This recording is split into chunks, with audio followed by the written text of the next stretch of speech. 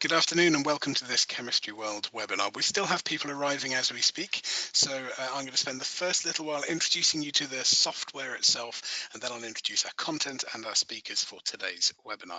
I'm Ben Valsler, I'm Chemistry World's digital editor. I'm delighted to be able to welcome you all today. So the GoToWebinar software that we're using allows you to interact with our speakers throughout the presentation, but our main point is a big Q&A session at the end.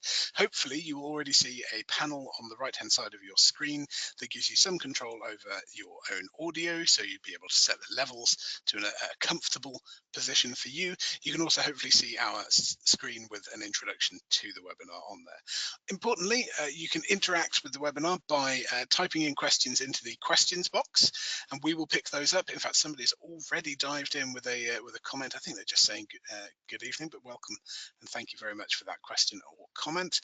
That is Dr. Vihendra Singh. So thank you very much, all the way from India, joining us today. That is where to get your questions in. You can get them in at any time throughout the webinar itself. So if there's anything you're not sure about, you'd like to know more about, you want to follow up on, put those questions into the questions box. We should have 10 minutes at the end of the hour that we can go through as many of those questions as we can. And if we are unable to answer your question during the webinar itself, if we run out of time, then what we'll do is we'll send all of your questions on to our speakers. And if they can give you further details, if they have a good answer for you, then I'm sure they'll be able to get in touch after the fact. So please put your questions in there. If you find you're having any trouble, or if you have any questions about the webinar platform itself, not necessarily the content that we're talking about, then you can get in touch with the organizers and with me by using the chat box, which is also in that right hand panel. And in there, in fact, I'm going to fire off a quick message now to everyone saying hello.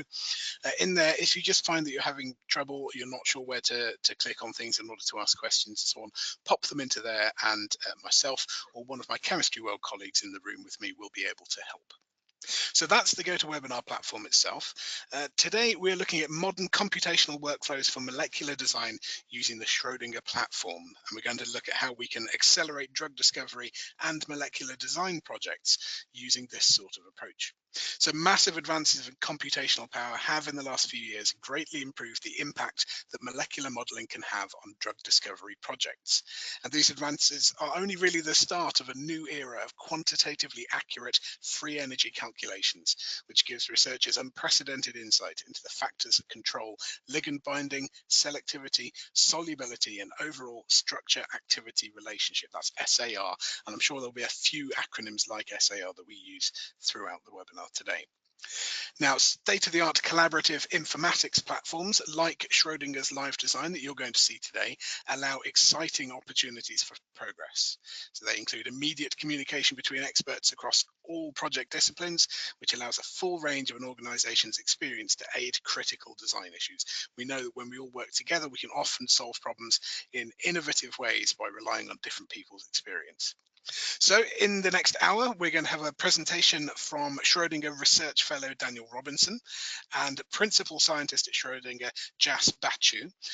And we're going to use a case study to see how modeling solutions can help to drive drug discovery programs forward. So hopefully in the course of the next hour, you will have learned how Schrödinger's advanced computational platform can accelerate your drug discovery R&D projects. You'll have discovered how free energy calculations are giving researchers unprecedented insight into the factors controlling ligand binding, selectivity, solubility, and SAR. And you'll understand how Schrödinger's enterprise software LiveDesign is revolutionizing communication and collaboration within project teams.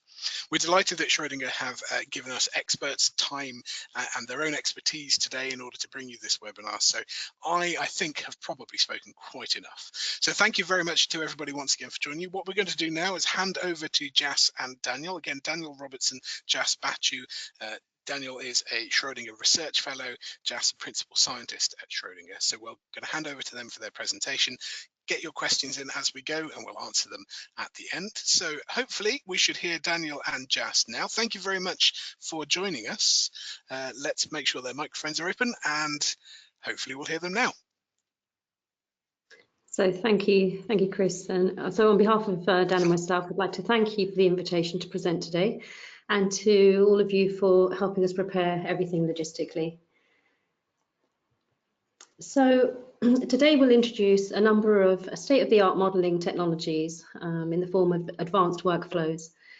These will be used together with skilled chemists and modelers, and that's how we sort of tell the story. And we will kind of try to show how how they will generally accelerate the development of new drug candidates when everything is used together. To exemplify this, our story will take the form of a mock lead optimization project, where we'll take an initial compound from weak micromolar inhibition, around roughly 6 to sub-nanomolar levels of potency, and with high cellular activity and good PK. So the story is based on the HIV protease system and its classic cyclic urea series of inhibitors. And this comes from the Lamb papers in the 1990s.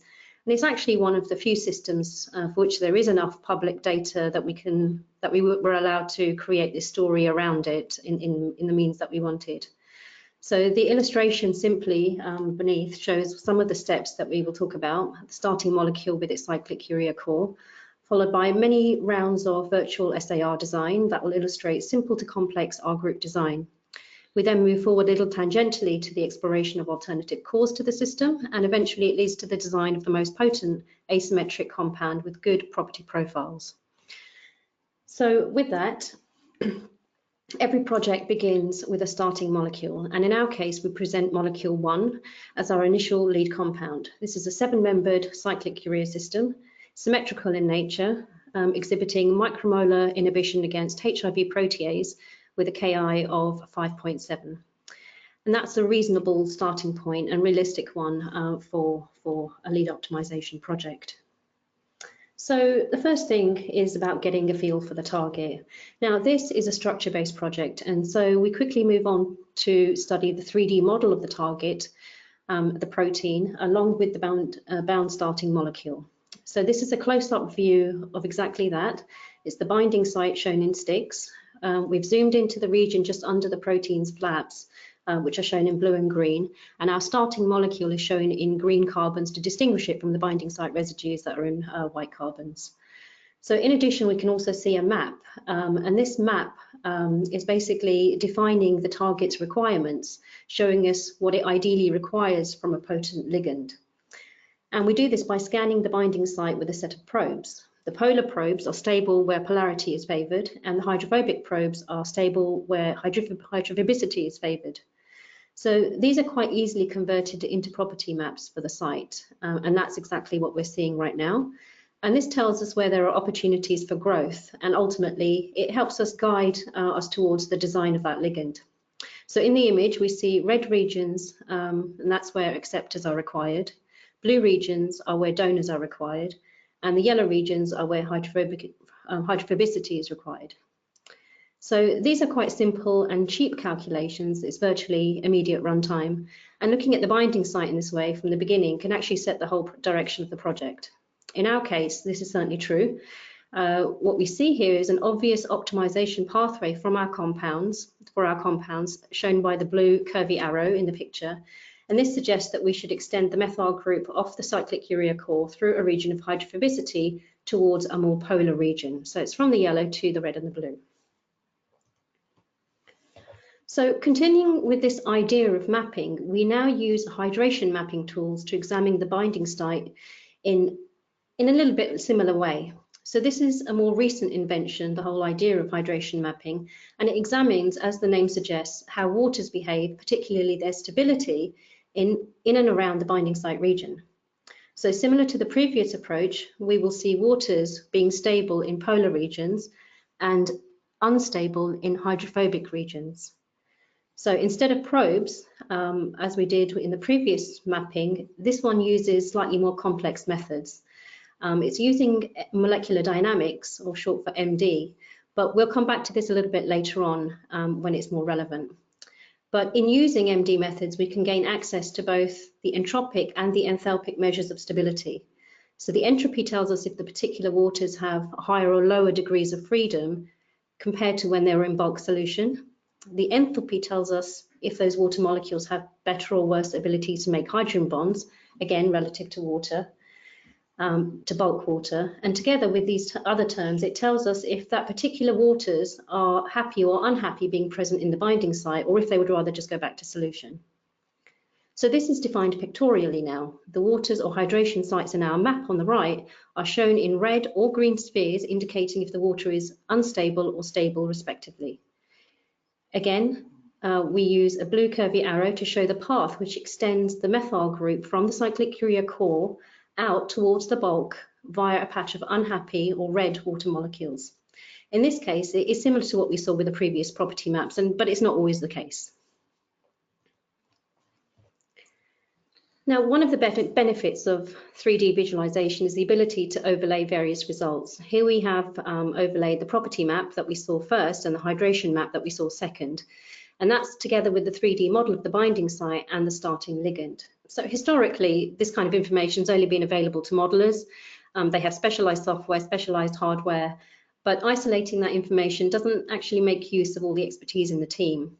So here we see all of the results combined in Schrödinger's collaborative platform LiveDesign.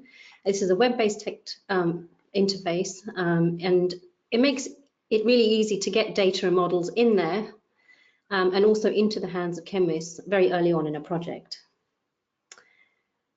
So what you see there in this image on the bottom on the left-hand side, I'm just going to try and point at this, is the property and the hydration map at the bottom of the picture. And these are models that have been put in by the modeler, and the names are referred to as the tools within the Schrödinger software called sitemap and watermap, and that's what you actually see in the image on the right-hand side. So MD, as I mentioned earlier, I'd like to expand on a little bit more. This is a useful method to explore the flexibility of a system. Now, we won't cover the minutiae of MD here, but this video is a sample 200 nanosecond simulation of our system, HIV protease with that starting molecule. And it actually shows how completely flexible it is along with the solvent water molecules. So we get a pretty feeling for how things are moving around. So details aside, it is important to understand that it can give us a range of insights that we would not have from static models or crystal structures. For example, it gives us a better feeling for whether the pose, the ligand itself, is stable in that binding site, or is it metastable. So typically we would see it fluctuating between alternate modes, and we would see the interactions being created and being broken. The protein flexibility is also another thing that we'd get a really good feeling for. Sometimes this conformation of the protein is affected by the crystallographic environment. So for example, if you had crystal packing effects, you would see those, and some of those effects would be relieved within MD in the constraints. So the other thing is solvation dynamics. We would get a feeling for how water moves in and around the system and potentially understand how it interferes with key interactions. So as this movie is hopefully showing, our target HIV protease system is actually very well behaved in all of these regards. And this is a good thing for design, computationally for sure. Stable systems provide a fixed view of what we can actually design against rather than something sort of moving around unexpectedly. Okay, so the mapping tools that we've just looked at are really useful for getting a general idea of the protein's requirements. But in order to progress a project, we actually need to have some real molecules, and converting the abstract ideas from these mapping tools into real molecules is actually quite a hard task. The primary issue here is that synthesizing and testing compounds is really quite expensive. Typical estimates that we hear from people in the industry place this around $1,000 to $5,000 per molecule. And obviously doing this purely by trial and error is prohibitively expensive. So people have always turned to computational approaches to try and streamline this process and make it more efficient. And historically, a computational approach known as docking has been the way forward to try to understand the interactions between proteins and putative ligands in 3 dimensions to understand the sorts of interactions that are present. Docking can be very effective in filtering out the very worst compounds, but as we shall see in a second, the simplicity of the models that are used for docking calculations means that they don't really capture the reality of in vitro binding. They can't separate out moderately good ideas from very good ideas, and this costs a lot of money. Now, for a number of years now, for many decades in fact, the theory of free energy perturbation, FEP, has offered the hope of calculating the relative binding free energies of ligands in silico via computers. The issue with that for many decades has simply been that the compute power wasn't available to make these calculations practical. And there was a limitation in how we could actually model the intra and intermolecular interactions that exist within the system. And of course, if we can't model those accurately, we can't hope to calculate the relative binding energies. Now, recently, through a great deal of research at Schrödinger and in many other places, there's been a lot of breakthroughs in these areas, which have finally allowed FEP to become useful in the context of molecule design. So here we have just a light schematic of the differences between docking and more accurate FEP calculations. And essentially, the docking calculations consider only a single snapshot of the protein and the ligand. We don't see any effects of entropy, solvation, mobility. And this really limits the sorts of information that we can get out of them. All of those approximations make a docking calculation very fast, only a few seconds per ligand. But all of those approximations means that they cannot hope to capture all of the effects that control binding. FEP calculations, on the other hand, are a theoretically rigorous method of calculating the relative binding energy of two ligands A and B. They actually take place via two separate simulations. The first takes place with the ligand insolvent by itself, and it's gradually mutated from ligand A to ligand B via an alchemical path. This simulation gives us some idea of the strain of the ligand. It gives us some idea of the conformational space that the two ligands adopt in solution.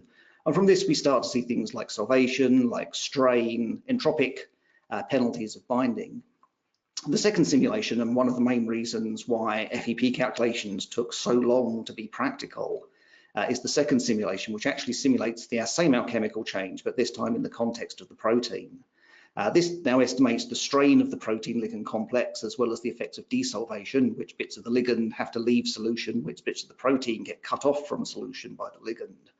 But this is clearly a very significant calculation. We have the whole of the protein, all of the water, and all of the ligands in solution with full degrees of freedom. And it's really the ability to run this simulation in a practical amount of time with a reasonable level of accuracy that historically has thwarted FEP calculations. So now that we have access to accurate approaches such as FEP, we need to consider how we're going to use them. Now, historically, programs were explored by the chemists making different molecules, probing, feeling their way around the binding site. And they generate real-world SAR in doing this. But as we said, that's expensive. With the advent of FEP, of course, we can actually generate virtual SAR by running through different compounds and seeing what FEP says about how tightly they'll bind to the host. Now, one of the great criticisms of computational chemistry is that modelers will tend to design compounds that couldn't possibly be made. So the first thing we need to do is to go through compounds that at least chemists stand a fair chance of making. And the easiest method of achieving this is, of course, for the modeler to be in close discussions with the chemists. And in this case, if we did that, they might suggest a reaction scheme similar to the one at the top of the slide, where we treat a common intermediate with a powerful base and just displace bromine from a set of alkyl bromides. This is, of course, a very simple reaction. And right now, what we'll do is go through some of the very simplest SAR that we possibly can. We'll just have a look at how we can build up different alkyl chains of differing length and see how well they're accommodated within the binding site. Okay, so we've already indicated that the free-flowing discussions can happen over a collaborative platform. LiveDesign mentioned in a couple of slide shots, but this is not the only way it can happen. So some tools within the expert modeling environment support this too. Modelers and chemists that can organically experiment with how new ligand ideas might look in the binding site, almost like in a brainstorming kind of session. So I'm just going to start this video here. So we start here with enumerating an alkyl library, methyl to heptyl, where each of the R groups is symmetrically substituted off the cause methyl positions as highlighted in pink. So very quickly, we can get to a point where we've got an enumerated library, and this could be for this simple library, but for anything else as well. Now, using a simple version of the docking tools, we can then move forward to easily performing docking for each of those enumerated compounds. This is through the lead optimization docking interface. And it actually lends itself really well to brainstorming type sessions because you can do things really ad hoc. The protein file is read into the docking panel and each of the ligands is taken from the workspace. We take the first one here. With the calculation being so fast to run, we can actually start to look at the results almost immediately both in 2D in the panel and 3D within the expert modeling environment. So in addition, we can clear up the workspace to look a little bit cleaner, but we can also put in the key hydrogen bonding interactions, which tells us how well that ligand fits inside the binding site and how the core appears to be really well darked and looks stable. So subsequently, we take each of the other enumerated compounds from our workspace and score them each time. And again, an immediate calculation lets us view the second ethyl molecule now within the binding site. So what we're really thinking is that the site seems to accommodate this growing alkyl chain, and you see the whole list there on the right-hand side, and it accommodates that quite nicely. This is also indicated by the docking scores that are also populating the table as we go along.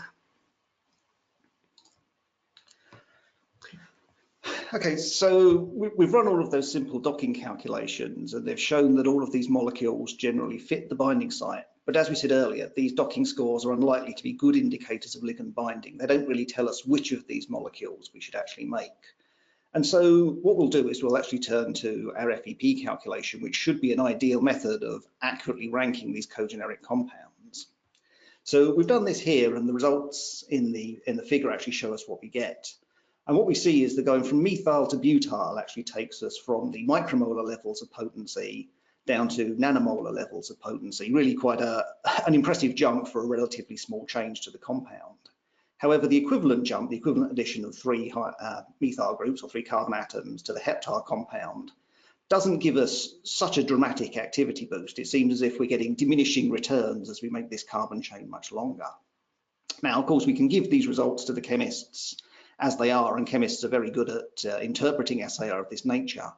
But one of the primary advantages of FEP and of computational approaches is that we can dig into them a little bit more to understand a bit more about what's going on and rationalize things.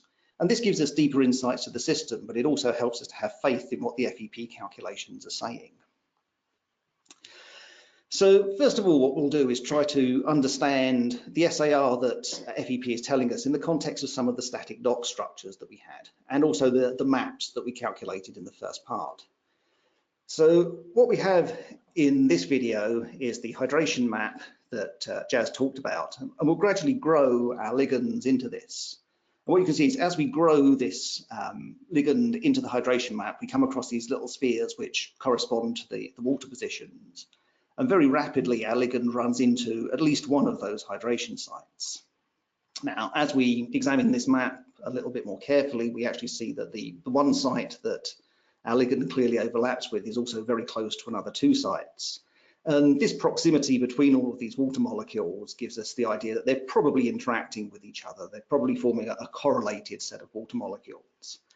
And as we can see in the figure at the moment, we have this dense network of hydrogen bonds existing between this group of waters. And clearly when we reach the hexyl molecule as we have here, we displace the water molecule from the base of this triad. And this leaves the other 2 water molecules kind of stuck. They're looking for something to hydrogen bond, but all we've put there is a methyl group. And to begin with, this qualitatively explains some of the SAR that we've had, that somewhere between butyl, pentyl, and then moving on to hexyl and heptyl, we start to get diminishing returns. There's some sort of penalty for binding of those longer compounds. Now, the other thing that we can notice about these water molecules, and these water molecules come from the snapshot, is that the bottom water molecule actually appears to have a very fixed direction. All of its hydrogens are pointing down in this image. And this actually suggests that the molecule is making some sort of interaction with the protein, that is actually solvating part of the protein around it. Very quickly inside the modeling environment, we can have a look at what's actually happening around that water molecule by just turning on the protein. And very quickly here, we start to see really what's happening with these 3 water molecules. Each of them is solvating at least one part of the protein's backbone. And so coming into this region, displacing one of those waters with our alkyl chain, not only destabilizes the other water molecules in the system, it also starts to destabilize the solvation of the protein, giving us quite a significant penalty in terms of binding to the system. It's quite a disastrous effect. And so this displacement of waters from a very critical region of the system and this correlated nature of the waters really enables us to explain the diminishing returns of binding as we make our compounds more greasy. So let's go one step further and study how that alkyl chain might move over the course of an MD, for the whole MD simulation. And that will just give us a complete idea of the range of motion. Now with an alkyl chain, maybe you don't expect it to do anything really dramatic, but with more complex compounds, this is certainly a good way forward. And it can tell us something a lot more than the static images can. So MD is actually part of an FEP calculation that Dan just talked about, so there's no need to actually explicitly run it again. Let's just take a quick look at how this chain actually behaves over the course of the simulation. You can actually see that chain moving, and if I play it one more time, and it adopts at least 2 different conformations that are very distinct. So the other thing that we can do is not just look at things like trajectories, we can extract out the information from those trajectories, i.e. the representatives of that ligand from this simulation, and start to overlay them with the maps that we've just previously talked about. So that would look something like this. These are the 7 snapshots of the butyl-bearing molecule showing the general range of motion. The chain sits in 2 main conformations. You can just see that on the top there, and also on the bottom. Everything else is overlaid pretty well. Let's overlay the hydration map now, and we see the same wall of 3 correlated water molecules here on the left-hand side, just there, and the 3 residues just surrounding them, which are solvated by those waters. We've omitted the hydrogen bond interactions just to keep the image a little bit clearer. So there is an additional water in this view of the water map. That's there just on the lower right there, I'm pointing to it now. It plays a limited role with no solvating interactions to the protein. And it's actually this water that is gradually displaced by increasing the chain length from methyl to butyl. And in part, for there are a lot of other things going on here, explains the increased activity that we see in the first part of the graph, where we're growing the chain from methyl, ethyl, propyl to butyl. So that kind of explains the FEP predictions with a simple and elegant theory, which is always a nice thing. So moving on, we come to a little bit more turbulent part of our journey. While the simple linear alkyl chains are predicted to take us to nanomolar levels of potency, our log P is now suffering a little bit, and we're roughly between 6 and 7. So to fix this issue, one of the first choices might be to insert heteroatoms. Ethers might be an obvious choice here. So this table compares the aliphatic compounds butyl, pentyl, and heptyl on the left with their equivalent ether molecules in the middle there. Indeed, it's wonderful news, and the log P is indeed overcome, and we've almost cut it down by half. But this joy is a little bit limited because the FEP predictions now suggest that the ethers are a very poor choice. There are many orders of magnitude worse, with the delta G shown in the last column in red. So we really need to understand what it is about the ethers that make them such a poor choice. So again, one of the advantages to FEP calculations is that we can dig into them and try to understand what's going on. Now, from the single FEP number that we get out, just as with a single number from an in vitro assay, it can be quite hard for us to understand the various possibilities as to why ethers are so poor. And there are a number of possibilities. Being more polar, are they more difficult to get out of solution? Are they somehow adopting a different conformation in solution to the alkyls, or are they making unfavorable interactions with the protein? But the advantage of FEP calculations is that not only can we dig into the trajectories, as we just saw, we can also run a second FEP calculation to gain a second dimension to our SAR, in this case, the ligand's desolvation energy. And analysing this gives us quite a nice method of teasing apart what's happening. So what we have plotted on the graph here are 2 different things. Firstly, all of these numbers are just relative to the butyl compound, and that's an arbitrary choice here. So the butyl compound is at 0. And what we have plotted are the relative binding free energies of the different compounds relative to the butyl, and those are the blue lines. And we have the relative desolvation free energies of the ligands, and those are the orange lines. Negative numbers in this graph correspond to ligands that bind tighter than the butyl compound, or which are easier to desolvate, and positive numbers are weaker binders and harder to desolvate. And what we can see here is that the greasier compounds, the pentyl and the heptyl compound, largely the majority of the gain in binding for the heptyl compound can be understood in terms of it just being greasier. The heptyl compound is more hydrophobic, it wants to get out of solution, and so it sticks to the binding site much easier. The ether compounds on the right-hand side of the graph show a slightly different story. For the shorter ethyl compounds, we can see again that the orange bar of desolvation energies and the blue bars of relative binding energies are about the same height for the two shorter ethers, suggesting that their greater polarity is what's affecting their binding. They simply don't want to come out of solution as much as the equivalent alkyl compound. However, what's kind of noticeable is when we go to the very long polyether compound, that actually the molecule, although very poor, is nowhere near as poor as the desolvation free energy suggests it should be.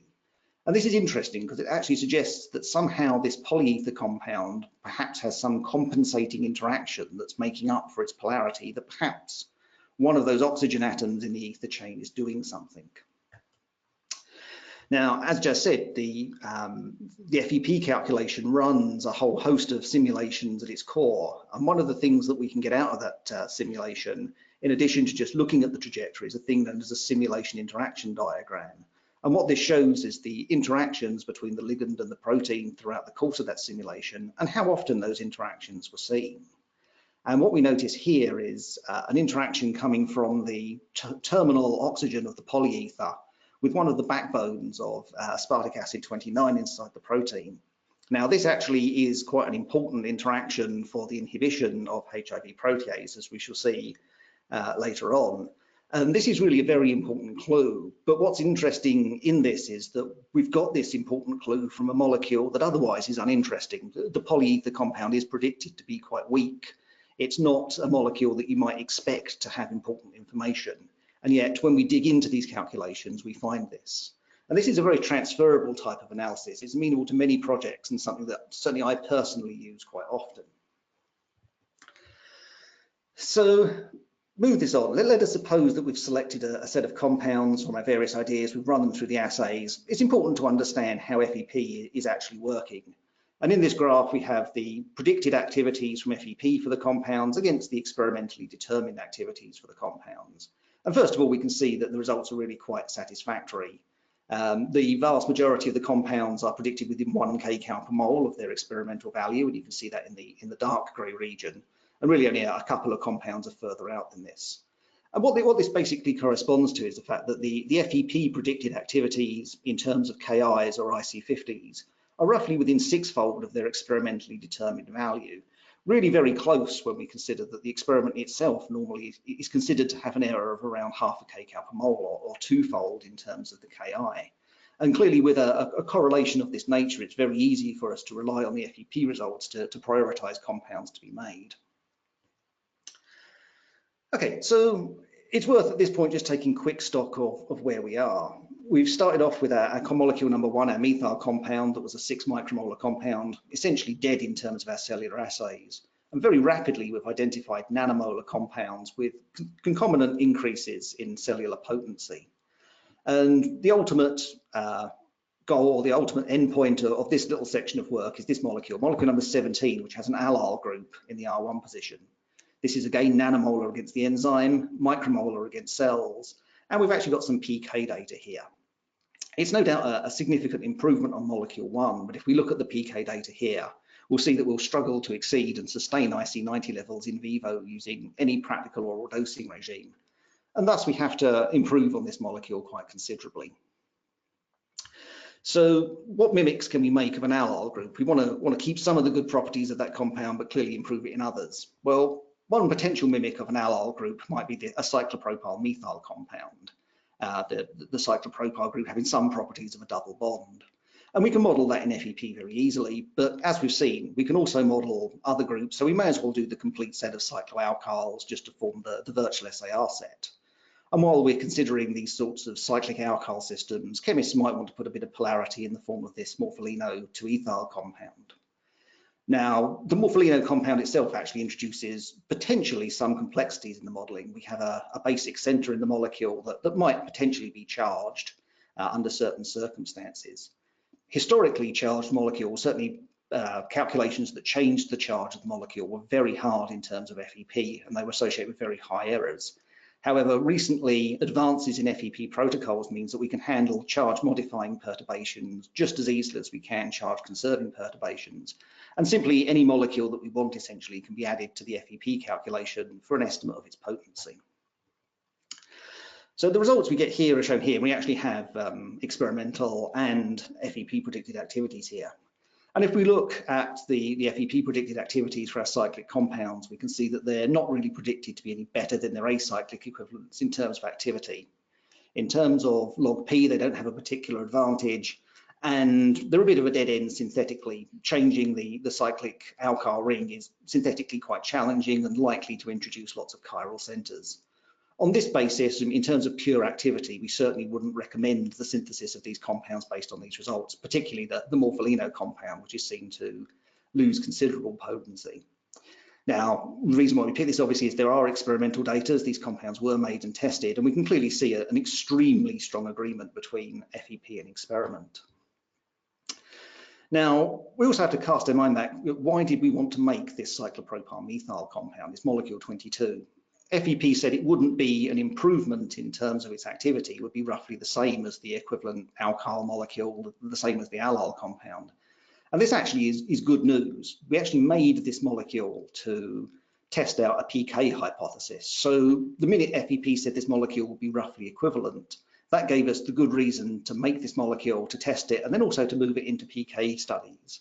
And in this case, we do actually see something of an improvement in the PK, at least in the dog. It looks like we could potentially get to reasonable in vivo levels using sensible bi-daily, perhaps tri-daily dosing. And it's important here to understand that we can't really model the PK that well. And so we need to achieve a balance and understand what we're doing in order to make sure we are making the compounds to get hold of the experimental data that we need for subsequent compound design. So exploring the R groups from a fixed core is something that FEP does really well, and this is what we've sort of shown you so far. But restricting ourselves to a single core in a project kind of runs the risk of getting stuck in a chemical rut and leaves us open to common issues of DMPK and possibly even worse situation where we might be running into competitor IP. So for chemists, modification of a compound's core is a difficult proposition, and it's different to how a modeler might see it.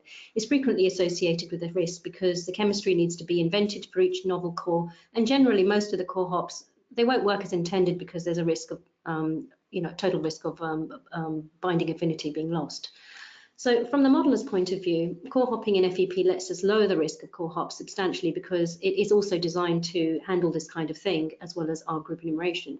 We can evaluate any core idea that a project team comes up with and virtually optimize that idea to ensure that all of the novel cores that are suggested are actually given the best possible chance to show what they can do. So there are a variety of methods of searching for new cores or scaffolds depending on the emphasis that we want to put on each property. So one can ideate using a pen and paper, and computationally there are a few ways, and it should be said that all of these methods are relatively crude and the results simply offer ideas for good discussions, and perhaps even go back to pen and paper to extrapolate further. So for example, ligand-based core hopping offers us a slightly more rounded approach to the other theories mentioned here, allowing one to retain the information built up in terms of the R groups by searching for new cores that maintain substitution vectors. This uses geometry and features, acceptors and donors, for example, and performs its search against a database of other cores. We have about 86,000 that come with the software. And now, because of this, you might actually expect to see better alignments because it's using vector geometry and so forth. So in the picture on the right-hand side, one can present this molecule as the template and define the core from anything else from the rest of the molecule using these arrows. And then it would go ahead and search for alternate cores for anything inside of those green arrows. The second thing here is the shape searching. So this is a general way of searching to find things that are of similar volume, similar shape, using your known binders as a template. Again, you can add in similar functionality such as acceptors and donors to make the search more relevant. And virtually any database such as Kemble or Enamine can be searched, and it only takes a few hours to explore really large databases, which makes it really amenable. Fingerprints represent a more general approach still, and they break the molecule down from 2D or 3D into a bit string, where the ones and the zeros represent the presence or the absence of various chemistries. So the molecule has actually become 1D in nature. The strings themselves are then used to search large databases, and while crude, this method is actually very fast. It's available in LiveDesign, making it easy for chemists and modelers to basically perform the searches in a really ad hoc manner. So here are some results we found across these methods. So firstly, in our case, we were able to show that these results relative to the patent data, this is along the bottom and the side, indicates that this method is actually working. This is a mock project, so there's no other way for us to justify it. Here, one of the top ranking results is the 6-membered ring shown inside the coloured arrows, just here. And it suggests urea can be part of a smaller core. The patent compound it corresponds back to, shown by the grey arrow, and from there we manually can extrapolate with other heteroatoms in the ring, sulfur, nitrogen, oxygen, all plausible. This compound also suggests that the urea can be modified and hinting at guanidine. The sign of guanidine is present in the patent.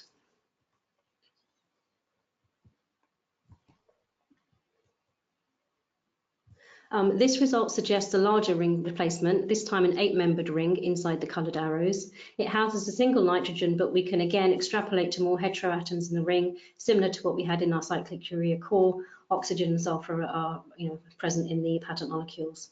So interesting that we've actually found 6, 7 and 8-membered rings all fitting in the same binding site, which is a fortunate position to be in with this system. Here's a result where we get a suggestion of a smaller ring. The heteroatoms can again be explored, nitrogen, oxygen, sulfur in this case. And a similar result there suggests on the right-hand side that the sulfonyl moiety can replace the carbonyl, hinting at the other two things in the patents, the sulfamides and the sulfones.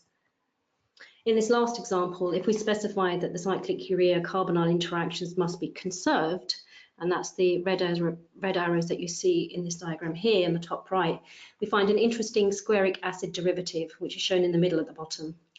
This is also mentioned in the literature by Kitson in 2017, and on the bottom right image, it shows the overlay of our template and the new core molecule. The carbonyls of the squaric acid are nicely overlaid with the carbonyl of the cyclic urea, both facing upwards, and the hydroxyls are facing down. So in conclusion, these methods are crude, but if you're able to form some basis of discussions between different experts, then they've actually done their job. They're all fast and they're amenable in both expert and collaborative platforms. So this is an example of that should be shown in LiveDesign. This is an example of running a shape search from a known binder and specifying the Chembl database to search against. This is reading in a Chembl experimental assay data into the LiveDesign environment.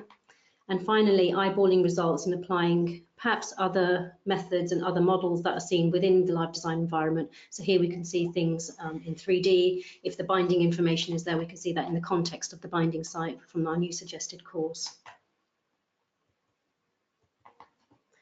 So moving on to the real world again, within the context of this project, let's suppose that the cores shown in the figures have been proposed. These are the cyanoguanidines, the sulfamides and the sulfones. Obviously, we picked these because we have experimental data on them, and we can continue our story. Our next quest is to re-establish full molecules from the cores, adding back the R groups from our previous work. We naturally question then how well those R groups translate to these new cores, or will they need re-optimizing? So we move forward with docking. They look good and give us good overlaps, and that's what we saw from sort of the shape kind of results we had. So the next step is to set up the FEP calculations to explore them in more depth. This table shows the full list of molecules which seem reasonable to consider. The cyclic ureas are shown at the top of the table with their familiar R groups, alkyls, cyclopropyl through to cyclohexyl, followed by the cyanoguanidines with their corresponding R groups. The sulfones and the sulfamide molecules are at the bottom, and they have slightly different decorations on the R1 and R2 positions, so we've added a few more into this table, and these are bridging compounds, and these are shown in the bold font. So as for the results, the FEP predicts that the new cores, shown in red circles, to be equivalent to the original cores, the cyclic urea ones. Experimentally, this is the case too. They sit in the same region on the x-axis, the experimental delta G.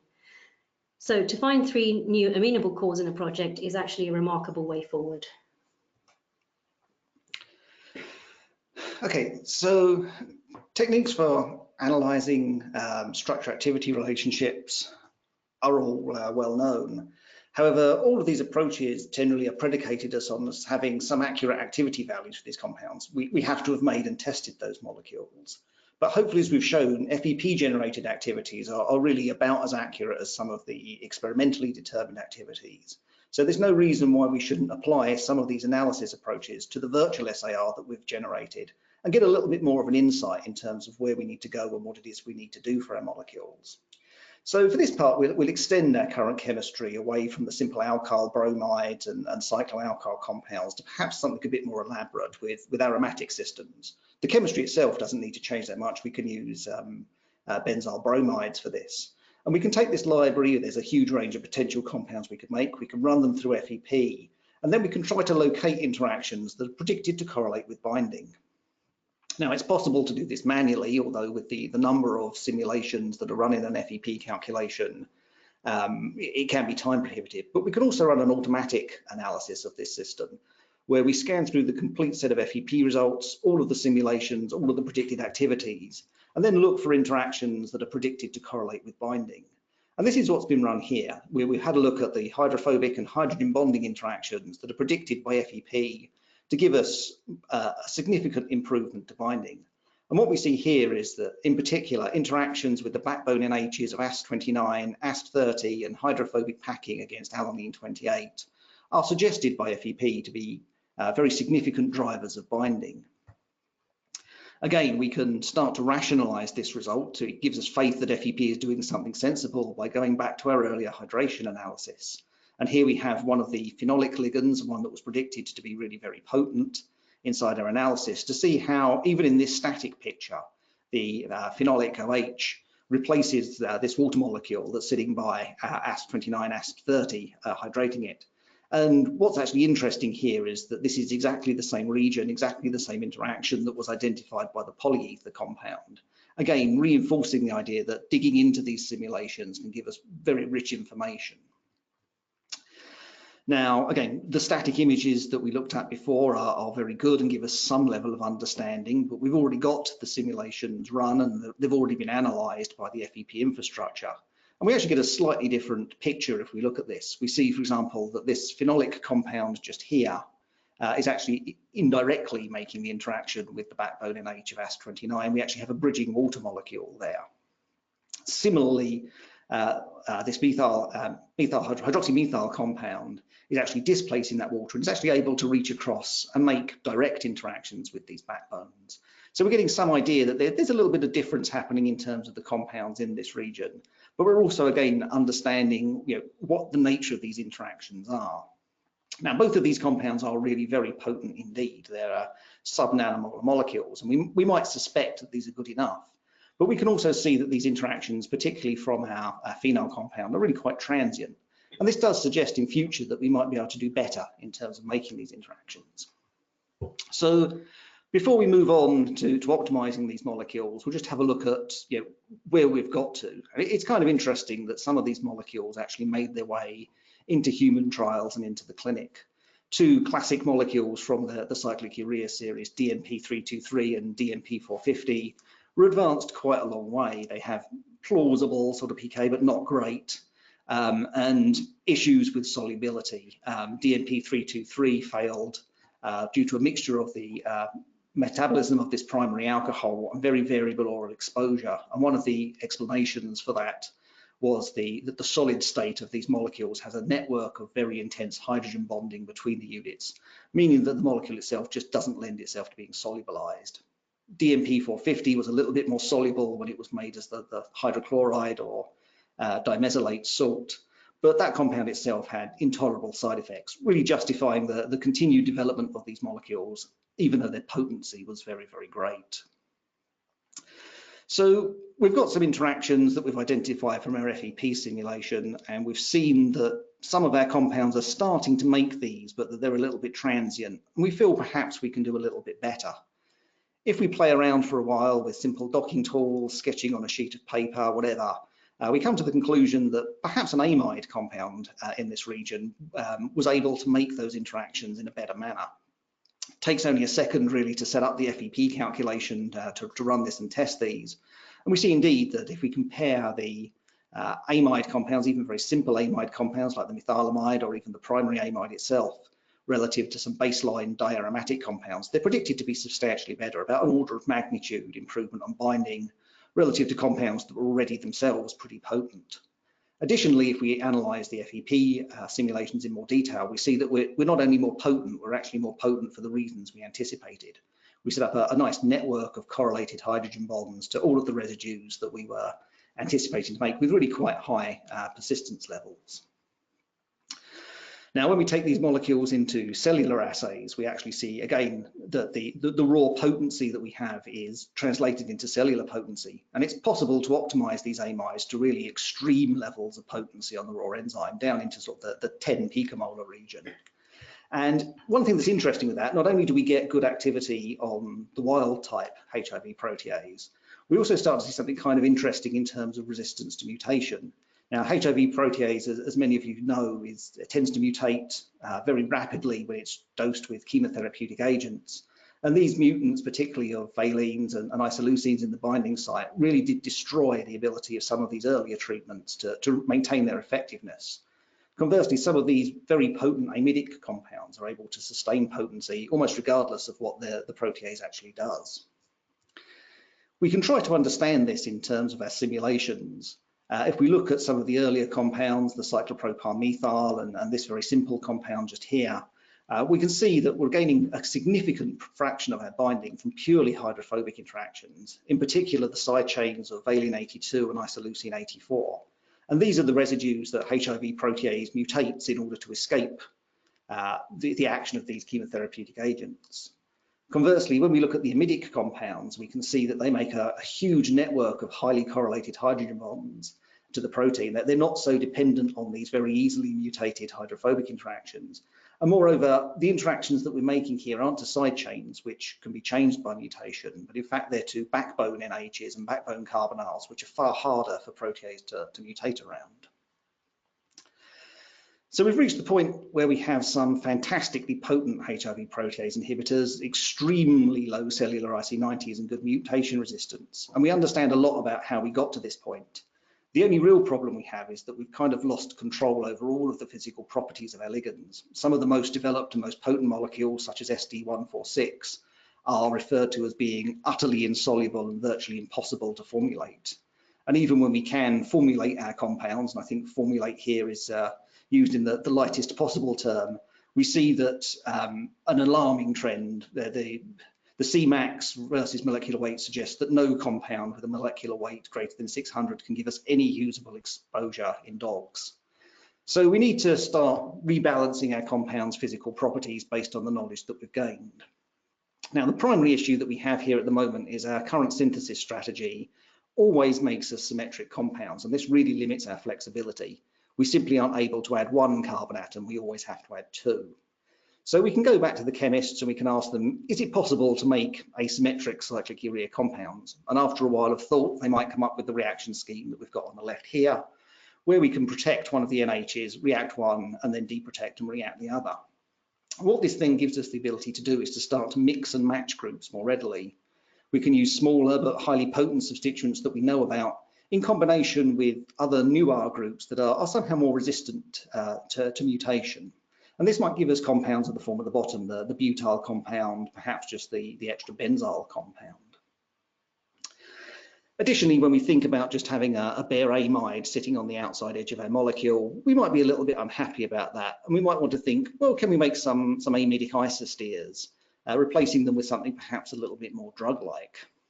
And again, FEP here comes to a useful, comes to our aid in a very useful manner.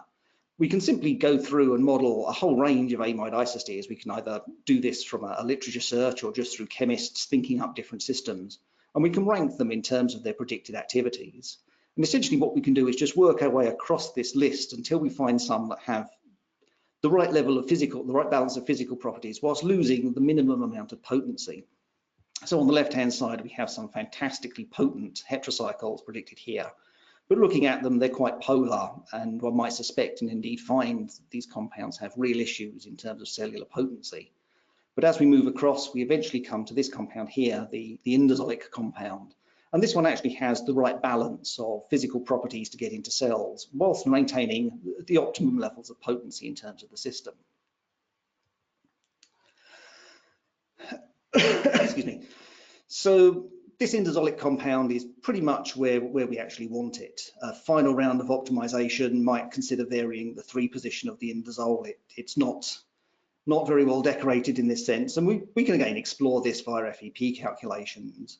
And ultimately, we discover that the 3 amino indosols are essentially optimal in terms of potency. And this gives us rise to 2 known compounds, DMP-850 and DMP-851.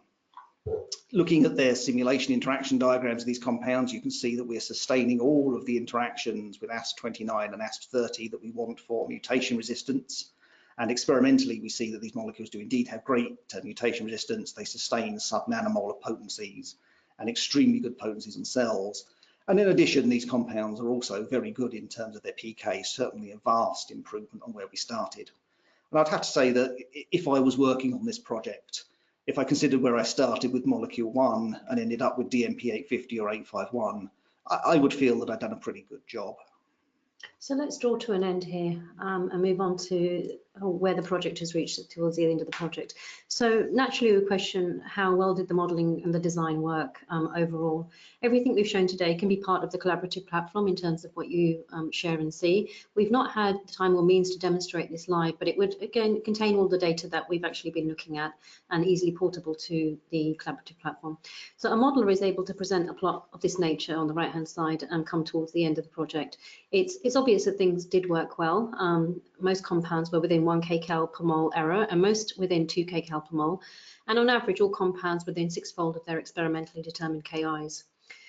We do know that there is some breakdown of the correlation at the various higher levels of potency, and it's something that we see regularly when looking at tight binding ligands in other projects.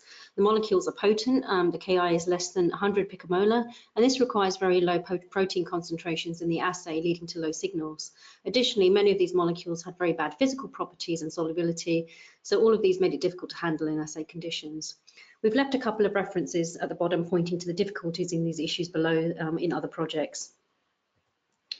So many projects can be run in this way, getting similar benefits from FEP. With accurate predictions, it greatly reduces the number of wasted compounds that would otherwise go for synthesis and testing. Many of our customers report a 30% saving in compound synthesis where these kinds of approaches are being used routinely. And that's kind of shown in the image at the bottom from our website. So with that, we'd like to thank our colleagues at Schrödinger for helping us edit the videos, the organisers who helped us prepare the logistics around talking to you today, and finally to the audience, if you would like to contact us on any of the things that we presented, please feel free to email us at information or sales@schrodinger.com. Thank you very much. Thank you.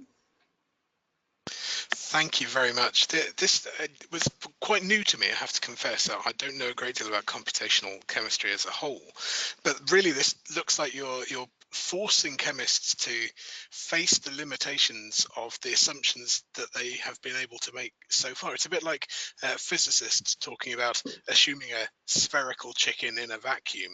The assumptions that we've made so far in terms of ligand binding and surface interactions and so on are sort of being blown away by this software as we really start to understand there are so many more degrees of freedom, so many more complicating factors, and this really gives us a window into something that we haven't been able to investigate before. So thank you very, very much for demonstrating it. A couple of questions coming through, and do, if you're still with us in the webinar, and thank you very much. It's been an hour of in-depth, fairly complicated stuff. So thank you to everybody for staying with us for the whole hour.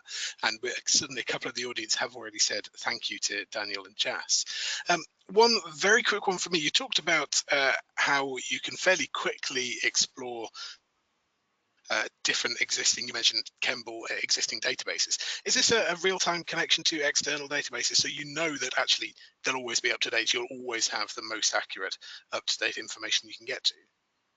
It's not quite real-time connection. So one of the things, those databases tend to be in 2D or 1D formats, and obviously comparison of shape requires 3D information. So there is a relatively short processing step that's needed to convert them into a form that's suitable for those searches. However, the overhead of that isn't very great, and most of our customers will just do a regular update of an internal database of those various resources as they receive regular updates, perhaps quarterly or whatever.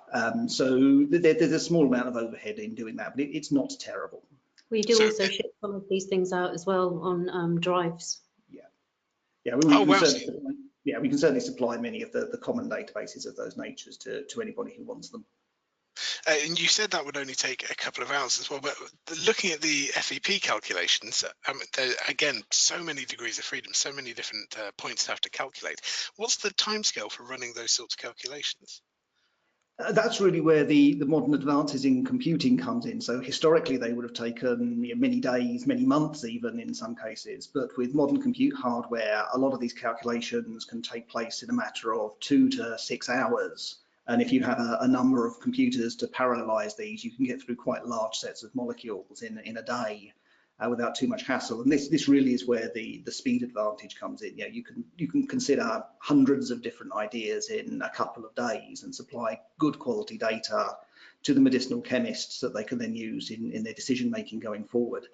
So not only that, the accessibility of these computers, they may not be on site for customers, but they can be accessible via cloud instances, and you can sort of check in to hundreds of GPUs in order to run something. So we're no longer looking at joining the enormous queue and breaking your budget in order to rent a supercomputer somewhere to do these sorts of calculations. It's almost democratized. To a very great extent, yes. It's quite remarkable to me coming back from, as you say, the years ago when one had to join a huge queue and get special permission to use these sorts of computing resources, that now they're freely available from Amazon, from Microsoft, and indeed they're not really that cost prohibitive to have in-house. We've had a question that I can actually handle from Adenyi, who joined us for most of the presentation, was asking if we can send the audio and video of this presentation. Everybody who has registered can easily come back to the same website and watch this video again. But also, if you want to share it with your colleagues or friends, then you can just share the original link that we sent you. You'll be able to come in and see a full recorded version of this presentation. Anything you think that you may have missed or you'd like to see again, then just watch the presentation again. It will all be made available to you. Manisha Yadav, we're very much running out of time, just had a quick question saying, what would be the package to perform the kind of combinatorial library preparation and virtual screening? What would one need in order to tie those two together? Computationally, the library enumeration would be very straightforward. One could carry that out even on a fairly well-equipped laptop. The FEP calculations would take you into slightly more specialized compute hardware. These would be the GPU clusters that would be available from, say, either internally, you'd have to set one up, or rent some time on the Amazon cloud. That's probably the more favorable option for people who don't want to invest so much in hardware. That really scales according to your budget, and one can just make a trade-off between how many hours you're willing to wait for the results versus how much money you want to spend in renting lots of GPUs in parallel. But realistically, the cost here is vastly reduced compared to actually making and testing those sorts of compounds. That unfortunately leads me to the always mercenary question: how much does doing FEP actually cost? That depends on where you get your compute resources from. But I mean, even perhaps the most expensive method of getting FEP calculations run, which is to sort of pay us to run them for you, is about 1/5 to 1/10 of the cost of making and testing one molecule. If you've licensed it in-house, if you're using your own compute resources, the cost comes down quite dramatically. So relative to the cost of testing and making these molecules and the lab space, etc., it's vastly cheaper. Thank you very much. We've already run 5 minutes over, so thank you to everybody for all of your questions. We'll send them over, and if we can get you more detailed answers, then we can. Thank you once again to Daniel Robinson, who's a research fellow at Schrödinger, and to Jas Bachu, a principal scientist at Schrödinger as well. This has been a fantastic presentation. We hope very much that you will be able to join us in future to do a live product demonstration. That sounds like a really nice opportunity to see exciting stuff in action. Thank you to Schrödinger themselves for supplying the topic, the guests, the idea, the inspiration behind running this webinar. And of course, most importantly, thank you to everybody who has attended. Once again, we'll make the recording available after the fact. That will be up in a day or so you'll be able to come back and see again all of the fantastic examples we've seen in front of us. Do drop us a line to Chemistry World Webinars at rsc.org if you have any questions about the webinars, about any other webinars that we run, or any specific questions that you weren't able to ask during the webinar itself, and we can pass that on to Jas and Daniel. That's it for this time. So I'm Ben Valsler, Chemistry World's digital editor, and thank you once again for attending our Chemistry World webinar.